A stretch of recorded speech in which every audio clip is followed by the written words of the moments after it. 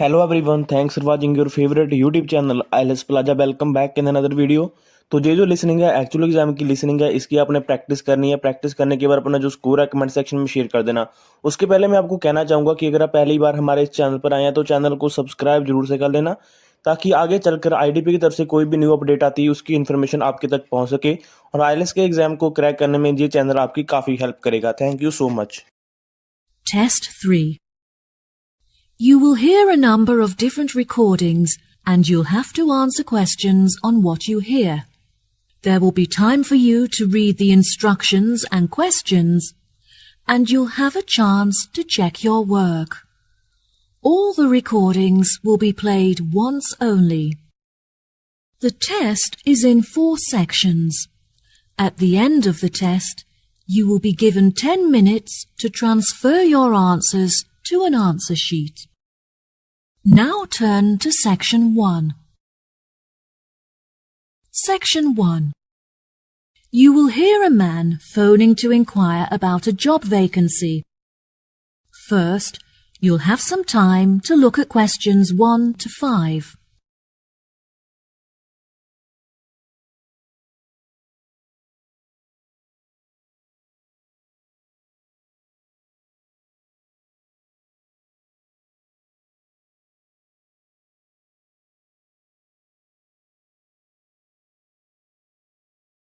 You will see there is an example that has been done for you. On this occasion only, the conversation relating to this will be played first. Good afternoon, Palm Resort. Good afternoon. I am ringing about the job I understand you have vacant. Oh, yes. I'd like to find out some more information if I may. Yes, of course. Can I take your name? It's Freddie Lee. OK. The man's name is Freddie Lee. So, Freddie Lee has been written in the space. Now we shall begin. You should answer the questions as you listen, because you will not hear the recording a second time. Listen carefully and answer questions 1 to 5. Good afternoon, Palm Resort. Good afternoon. I am ringing about the job I understand you have vacant. Oh, yes. I'd like to find out some more information if I may. Yes, of course. Can I take your name? It's Freddie Lee. OK, Freddie. What would you like to know? First of all, I'd like to know where your resort is located. It's near the city centre on Jamieson Island. That's Jamieson. Oh, brilliant. That's only 5 minutes from me. I finish at my college on the 12th of May, so I'll be available for work from that date. Will there be any vacancies at that time? Well, summer is our busiest season, beginning on the 11th July, so that's when you would be starting. Sounds good. And are there any age limitations? That would depend on the place you're applying for. How old are you? I'm 17. Well, we require our bartenders to be 18 or older, which means you would be working as a waiter. There are 4 vacancies. There were originally 6. However, we have since filled 2 of these. OK, great. Could I ask about the pay? We're offering £5.52 an hour. That's very good. My last job was £4.45 an hour. And can I also ask about what qualities you're looking for, like any particular skills or experience? We don't normally require applicants to have any past experience. However, during the summer season, we have weekly shows in which our waiters are asked to perform. The routines are very simple, so no dancing skills are needed. However, you will need to be able to sing. I have never sung professionally, but I'm keen on it and have been told that I'm talented, so I think this will be a good fit. Are there any other duties that I'd be responsible for? As a waiter, you'll have a few different duties. We offer table service, so you'll have to take food orders from customers and carry the food from the kitchen to their tables. We like to give our customers a relaxed experience, so we'll also need you to supervise and take care of their children. I have a babysitter, so I'm very comfortable doing that. Is there a play area for them in the resort? Unfortunately, there is no facility for children here at the resort, but there is a large playground just down the road. Before you hear the rest of the conversation, you have some time to look at questions 6 to 10.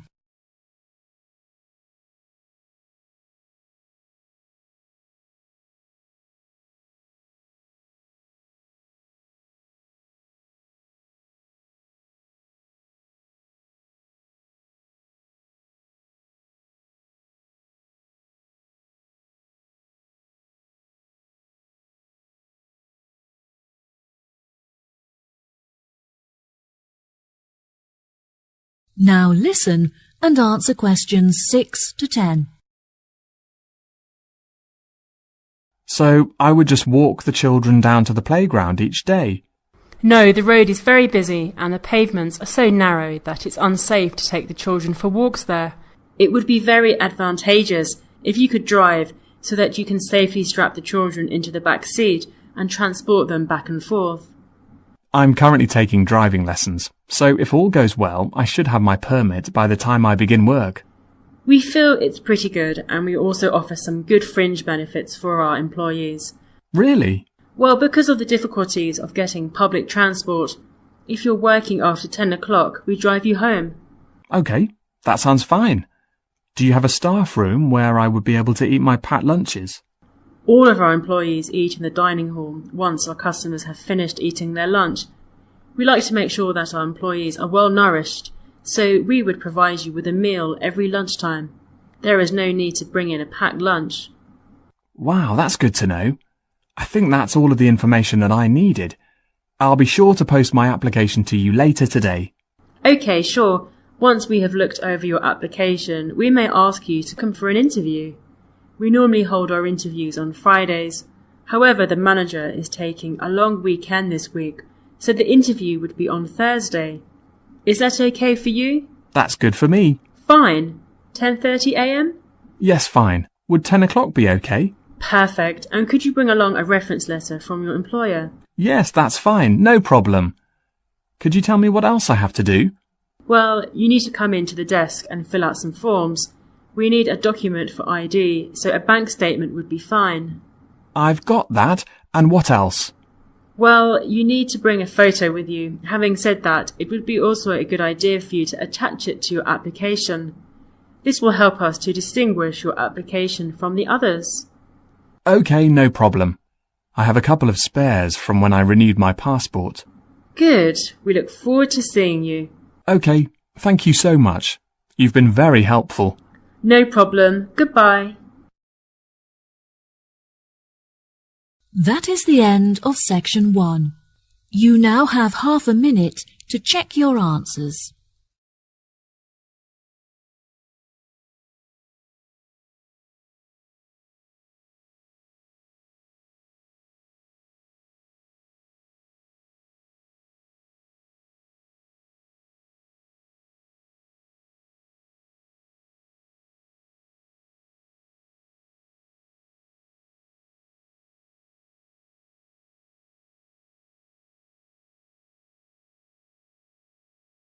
Now turn to section 2.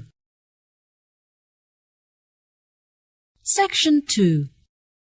You will hear a guide talking to a group of visitors in a garden. First, you'll have some time to look at questions 11 to 14.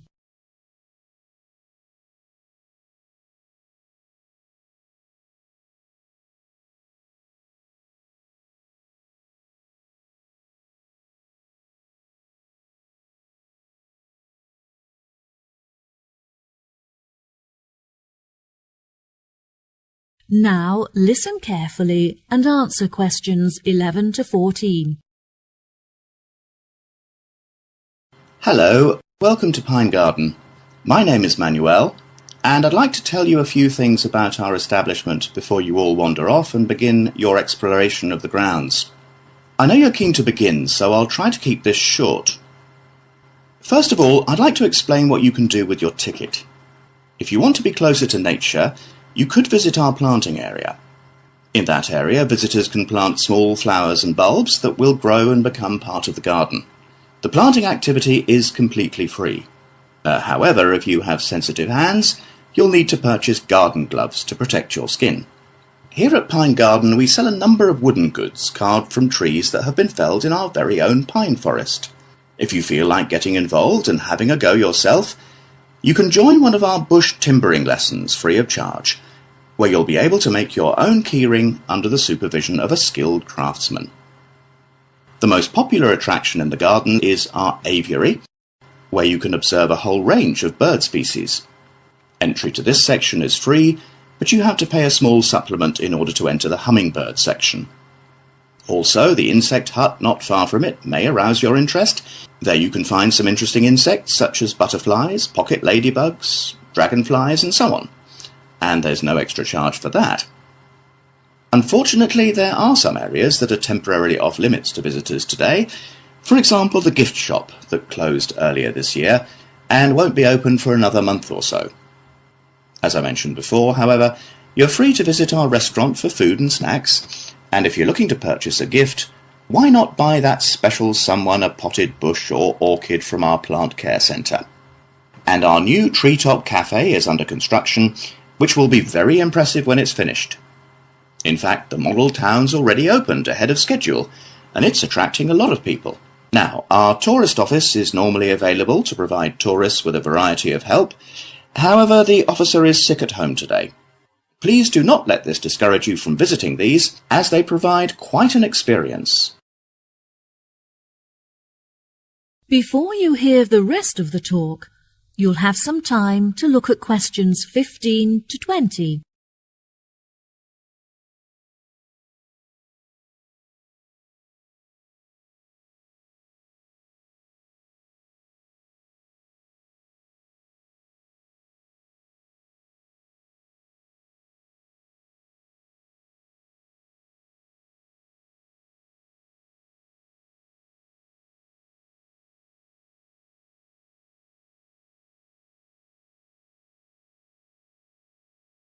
Now listen and answer questions 15 to 20. I also would like to introduce you to our plant specialists, who are responsible for the wonderful plant displays here at Pine Garden. Mrs. Mary is one of our experts, and she is personally responsible for our beautiful display of plants that are all found growing naturally in the local area. Mr. Burson has the difficult task of growing varieties of plants that are suited to much drier and hotter climates than ours, which means we do not have to store water on site. If you visit the glasshouse, you'll be able to see many plants that he has managed to cultivate without the need for rain or irrigation. Mr. Smith is responsible for the produce that you can eat in our restaurant, which ranges from varieties that grow under the ground to those that grow on trees and bushes. Now, Mr. Nooney here is our expert on the most commonly growing plant in the world, grass. You may have noticed how beautifully green and lush our grounds are, thanks to his specialist knowledge. Mr. Scanlon ensures that our soil is full of nutrients, so that the natural habitat is supported and encouraged. He does this by fertilizing the earth with a special formula of his own creation. Finally, I would like to introduce you all to Dr. Mandelson. He is the manager of our landscaping team and works closely with our other experts to ensure that everyone works together to create a landscape that is both beautiful and sustainable. Well, that just about rounds it up. Now, if anyone has any questions... That is the end of section 2. You now have half a minute to check your answers.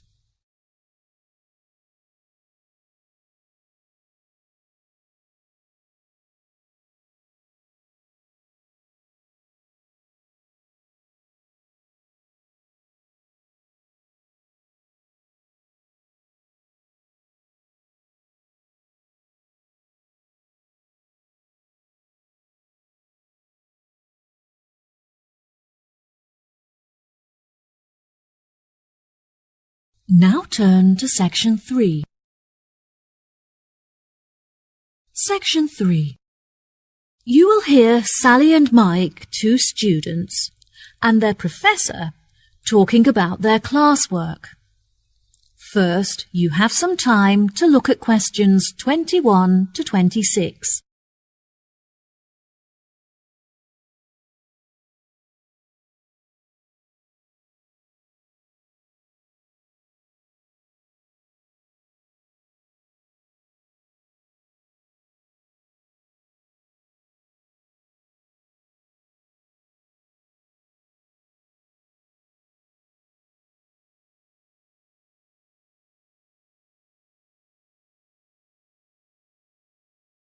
Now, listen carefully and answer questions 21 to 26. Hello, Sally and Mike. Hello, Professor. Welcome to the third meeting of our after-school club, where we discuss topics from the syllabus in order to help you to understand your classwork better. Now, I hope that you've read the notes I gave you last week on the ancient African traditions, as this will be the focus of our discussion today. Who can tell me how they were able to recognize different stars? Did they measure the distance between them? No, Sally, I'm afraid that's incorrect. Mike, do you know the answer? Historians used to think that the ancient Africans recognized stars by observing the manner in which they affected each other, but further research showed that they used the location of the stars in order to distinguish one from the other. Well done, Mike. Very good. Can either of you tell me anything about the Wayaka people? They have a lot of money, but do not trust banks to keep it safe. They believe that it's in their best interest to help themselves, not assist others. Instead, the tribe looks after their own finances and generate income from lending money to others in low-interest loans. What problems do the Africans suffer from? They used to suffer greatly from drought. However, they have now developed clever ways of overcoming it by moving to higher land. There are, however, far more predators in these mountainous areas, so it is vital that the Africans learn how to protect themselves in this new environment. Yes, that's right. Also, compared to more developed countries, the Africans are less concerned with their international status, which I find interesting. Very good. What else are the local people concerned with? Unlike other, poorer tribes, they have plenty of nourishing food, and they are able to afford vaccines that prevent them from catching diseases. They historically lived in the west of Africa, although later they were chased off their land by other tribes competing for food and water. It is their hope that they will eventually be able to return to their original homeland. Why has the financial condition of the African people deteriorated? Despite their modern transportation system, they find it very difficult to trade, because their tools are not sophisticated enough to mine minerals from the land. They have permission to engage in these commercial activities, so once they have the right tools, they will be able to develop a very large income from trade. Do you think that this new income will stop Africans suffering from starvation in the near future? Unfortunately, I don't think so. They should be able to start trading next year, but they will only have enough income to start growing sufficient food and crops to support the local people in the long-term future. Yes, that's correct. Before you hear the rest of the conversation, you have some time to look at questions 27 to 30.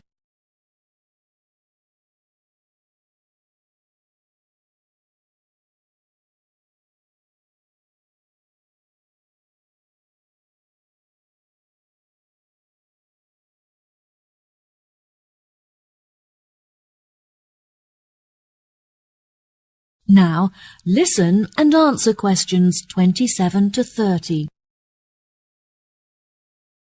There are many charities from developed countries that are helping to ship food to African countries in order to feed the starving. Unfortunately, it is difficult to transport a lot of food to the right places, but Africans are very good at sharing and making sure that everyone gets something to eat. African governments are also starting to pay more attention to the needs of their people. They have been directing a lot of money to help build schools in the more impoverished villages, as a part of their new education plan, which is fantastic. This means that, hopefully, All African children will be able to attend school daily without having to walk long distances. Yes, absolutely. Do you remember any other information from your class notes? Historically, the tribes in Africa often used to migrate across the country in search of food and water. They would live in tents that were easy to dismantle and transport to other locations. That's true, but now they are being encouraged to settle down in one area so they can establish colonies and build facilities for themselves, such as houses and schools. Some villages have even developed specific customs. For example, the Wayaka people consider it impolite if you do not bring gifts when visiting someone. Bravo! You've both contributed fantastic points to our conversation. That concludes our session for today. I'll see you next week. That is the end of section 3. You now have half a minute to check your answers.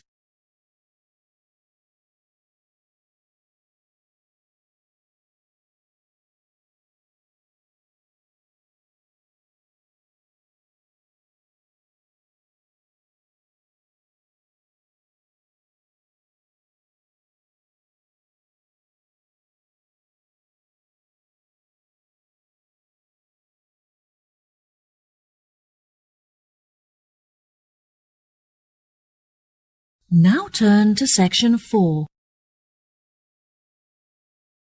Section 4. You will hear a talk on the research of the sensory systems of different species.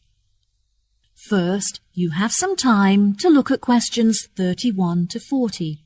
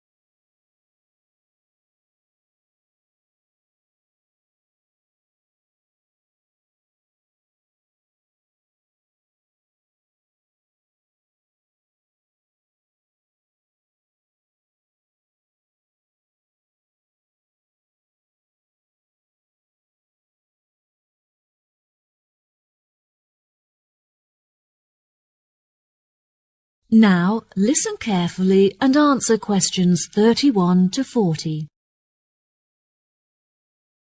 Good day, ladies and gentlemen. Welcome to the second lecture in our series on animal senses.